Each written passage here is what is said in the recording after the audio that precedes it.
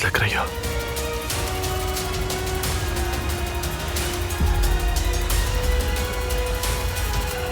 उमर, ये जगह तो जबरदस्त है। जब तुम्हें ये घर पसंद आ ही गया है, अपने नए घर में खुशामदीद ज़ैनब उनाल।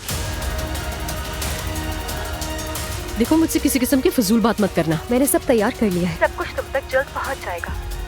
ठीक है, मैं वेट कर रही हूँ। Okay bye. हम दोनों का जो भी था वो खत्म होने वाला है। अभी मैं उससे मिलने के लिए जा रहा हूँ भाई। बिल्कुल जरूरत नहीं, गलत ही कर रहे हो तुम। मेरे ज़मीर को सुकून नहीं मिलेगा, इसलिए जाना है मुझे। खाला देखिए, ये मत कहिएगा कि कुछ नहीं हुआ। अब उसके साथ रहना मुझसे बिल्कुल भी बर्दाश्त नहीं हो पा रहा है, बहुत कुछ है, लेकिन मुझ में बताने की हिम्मत नहीं है।